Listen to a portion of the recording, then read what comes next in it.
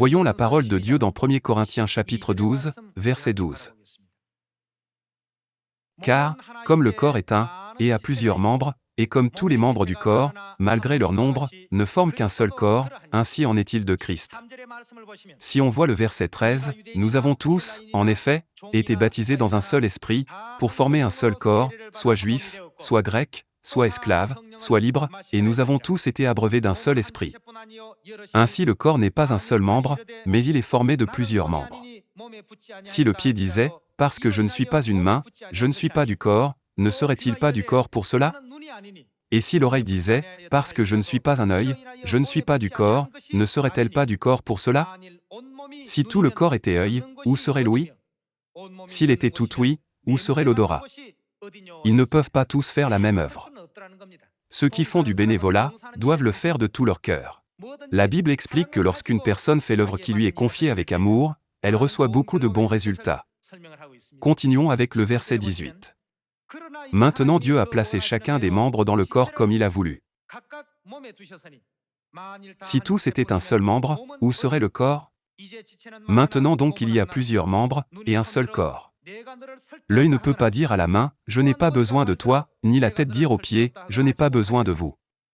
Mais bien plutôt, les membres du corps qui paraissent être les plus faibles sont nécessaires, et ceux que nous estimons être les moins honorables du corps, nous les entourons d'un plus grand honneur. Ainsi nos membres les moins décents reçoivent le plus d'honneur, tandis que ceux qui sont décents n'en ont pas besoin.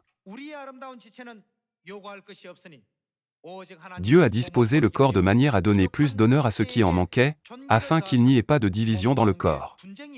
C'est la volonté de Dieu. Nous sommes tous des parties du corps, Dieu ne veut aucune division du corps.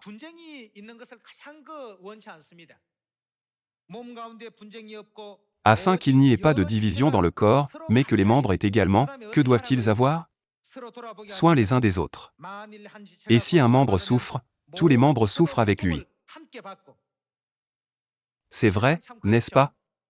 Dans une situation où notre main souffre, chaque partie de notre corps souffre ensemble. Tous les membres souffrent avec lui, si un membre est honoré, tous les membres se réjouissent avec lui. Vous êtes le corps de Christ, et vous êtes ses membres, chacun pour sa part. Et Dieu a établi dans l'Église premièrement des apôtres, deuxièmement des prophètes, troisièmement des docteurs, ensuite ceux qui ont le don des miracles, puis ceux qui ont les dons de guérir, de secourir, de gouverner, de parler diverses langues. Tous sont-ils apôtres? Tous sont-ils prophètes? Tous sont-ils docteurs? Tous ont-ils le don des miracles? Tous ont-ils le don des guérisons? Tous parlent-ils en langue? Tous interprètent-ils? Aspirez aux dons les meilleurs. Et je vais encore vous montrer une voie par excellence. Alors, que nous a-t-il montré dans le chapitre 13? Il nous a montré l'amour. Regardons de nouveau le verset 24. Tandis que ceux qui sont décents n'en ont pas besoin. Dieu a disposé le corps de manière à donner plus d'honneur à ceux qui en manquaient, afin qu'il n'y ait pas de division dans le corps, mais que les membres aient également soin les uns des autres. Et si un membre souffre, tous les membres souffrent avec lui, si un membre est honoré, tous les membres se réjouissent avec lui. Il est écrit que ce principe est la façon dont nous devons vivre notre vie de foi aujourd'hui. Il y a des gens qui font leur travail juste pour être vus par les autres, ou qui font rituellement leur travail sans enthousiasme. Cependant, nous devons avoir l'amour qui sort de notre cœur, en pensant, Dieu a versé son sang et est mort, pour cette seule âme. Ainsi, je dois aussi l'honorer. C'est l'attitude de foi la plus fondamentale, que les saints doivent mettre en pratique dans l'Église. Tu n'es pas une main, alors je n'ai pas besoin de toi. Tu n'es pas un pied, alors je n'ai pas besoin de toi. Nous ne devons jamais parler de cette manière. Dieu nous a appelés parce qu'il a besoin de chacun de nous.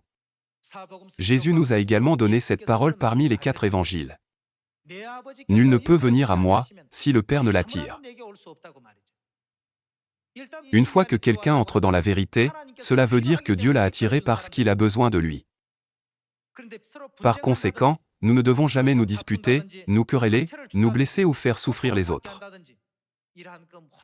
Mettons de côté toutes ces choses, et prenons soin les uns des autres avec amour. Lorsqu'un frère souffre, nous souffrons tous avec lui, et lorsqu'un frère se réjouit, nous nous réjouissons tous avec lui. Lorsque nous nous réjouissons tous ensemble, et partageons les souffrances ensemble, ce n'est qu'alors que nous pouvons être appelés partie d'un seul corps. Ne sommes-nous pas des frères et sœurs qui sont devenus un seul corps, en recevant un seul sang? Quel genre de sang spirituel avons-nous? Quelle chair est le pain de vie qui conduit nos âmes à la vie éternelle? Nous sommes des frères et sœurs qui héritent de la chair et du sang de Dieu. C'est pourquoi il n'y a personne de meilleur, ou de pire parmi nous. Nous sommes tous nécessaires. En vous demandant d'avoir de l'amour les uns envers les autres dans notre vie quotidienne, j'aimerais conclure le sermon d'aujourd'hui. Merci beaucoup.